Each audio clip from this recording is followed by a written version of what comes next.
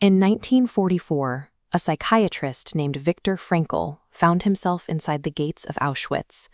He was stripped of his identity, separated from his family, placed into an inescapable horror. He faced total destruction. Yet even here, he observed that a person could lean into their circumstance and maintain a profound sense of internal control. Frankl credited his survival to a specific realization: you cannot control what happens to you in life, but you can always control how you feel and how you act in response to those events. This mindset is deeply rooted in the ancient world. Thinkers like Epictetus and the Roman Emperor Marcus Aurelius championed a concept known as amor fati, the love of one's fate. The core premise of amor fati is constant necessity. Billions of years of history, every triumph and tragedy, acted like falling dominoes to produce this exact moment. Resisting the present is mathematically illogical. Wishing your past was different rejects the conditions that gave you life.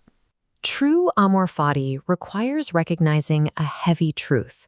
Without every preceding instance of pain and joy, we wouldn't be here to experience anything at all.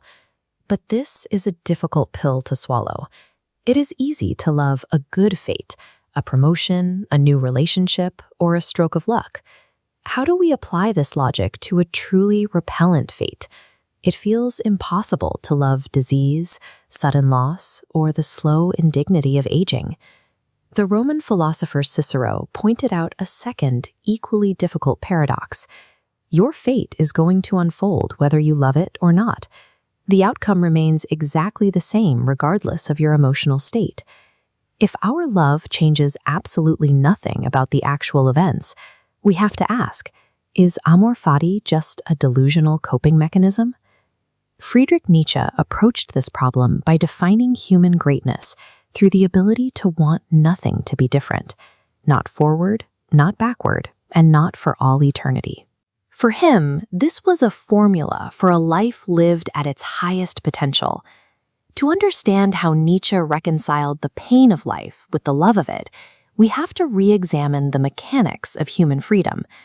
Nietzsche believed that modern humans suffer from a psychological trap he called idealism. This is the desire for unconstrained freedom, the wish that we could act completely independently of our nature, our history, and our circumstances. This idealism breeds chronic dissatisfaction. When things go wrong, we expend our energy wishing for a different reality instead of taking responsibility for the one standing right in front of us. Wishing for a different fate anchors us to negativity. It paralyzes our ability to take meaningful action in the present. Nietzsche proposed a radical counter-idea. True freedom isn't the absence of constraints. It actually requires them. Think of a poet. A writer only achieves masterly sureness by submitting to the tyranny of rhyme, rhythm, and the rules of language. These constraints don't trap the poet. They are the conditions that allow the poem to exist. Our biology, our unchangeable past, and our personal tragedies are the rules of our specific game. They are the raw materials we use to communicate with the world. We can see the mechanics of this through the Greek distinction between two types of love. There is eros, loving something inherently valuable, but agape is a bestowing love, where we grant value by choosing to love it. Nietzsche viewed his lifelong sickness as an energetic stimulus, bestowing value on his suffering by making it necessary for his work. We gain agency the moment we stop viewing our circumstances as a cage and start viewing them as the inescapable rules required to sculpt our character. For centuries, religion provided a comforting architecture for suffering, suggesting that everything happens for a reason, as part of a benevolent divine plan. Nietzsche proposed a naturalized theodicy. Without a supernatural plan, you face an indifferent universe. The responsibility to assign meaning falls on your own shoulders. Events in our lives don't inherently possess a reason. We must actively make them have a reason, after the fact, through our own practical and theoretical skill. The goal of amor fati is to weave your tragedies into the narrative of your life so tightly that they become indispensable. You interpret your past until every mistake and mishap appears as a necessary condition of the person you are now. This is the essence of becoming who you are. It requires looking away from the things you cannot change and actively reinterpreting your flaws and tragedies as essential stepping stones. Consider a grounded example.